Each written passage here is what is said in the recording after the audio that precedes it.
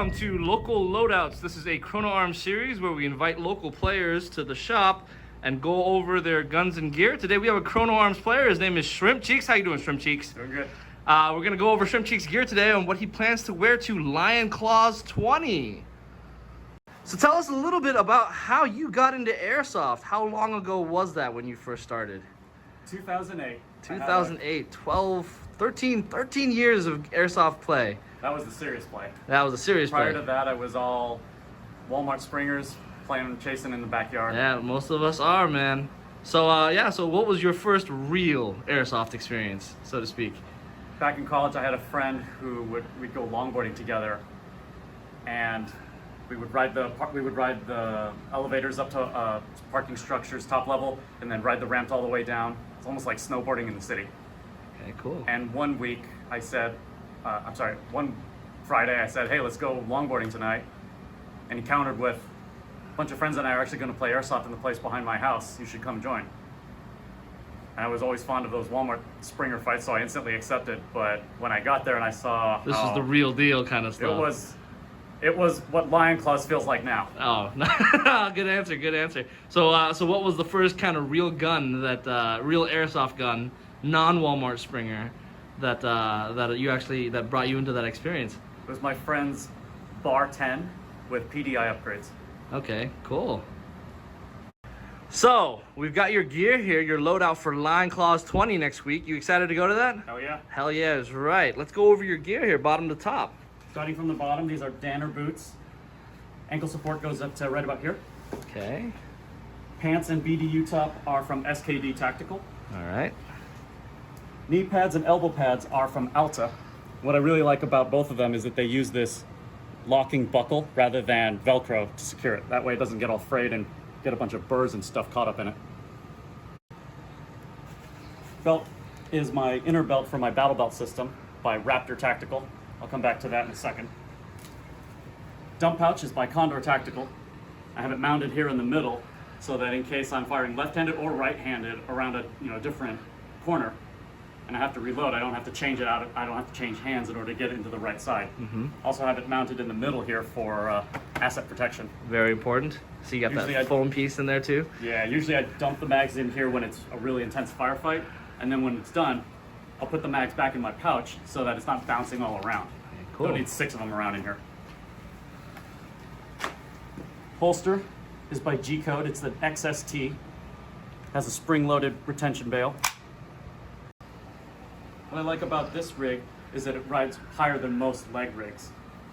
Most people are taller than I am, so the majority of drop leg rigs out there have the holster resting lower. But this one rides a little bit higher so that my hand has to move the least amount of distance to go for a drop. Okay, and still under your belt line. Correct. Plate carrier is by Shellback Tactical. It's a Banshee 1.0. They have 2 and 3 out available right now, but I don't need to upgrade because this one's still kicking ass. Nice.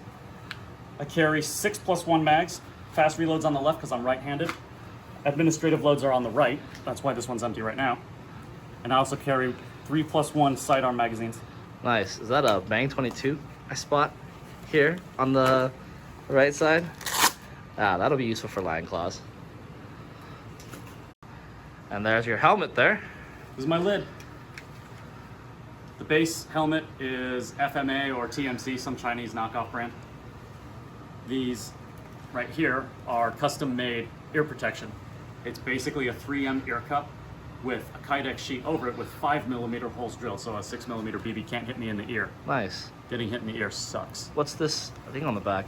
It's my X-Fog. Has these tubes that are routed under the helmet. And right here. Active anti-fog. Exactly. Did you make that yourself, or? The X-Fog unit I bought, but I routed and put everything and installed everything. That's really cool. Let me take a look at that. Yeah, that way fogging is terrible. I hate fogging on my lid, but that's really cool. Primary is a KWA Ronin Recon ML.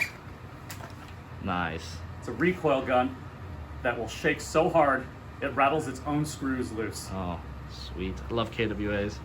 Any upgrades you have done to it? I run a Pico SSR3 MOSFET in it, which is the smallest, most minimal functioning one, so it just gives me that direct gate MOSFET to the motor power channel. Cool. Gives me snappier response when I use 11.1 batteries, and it doesn't damage the trigger contacts. I know. I noticed your optic is missing. CronoArms is designing a housing for that for transportation. We'll show that off hopefully before the Lion Claws game.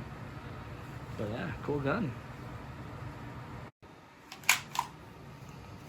Sidearm is a Tokyo Marui HiCapa with Airsoft Masterpiece upgrade parts.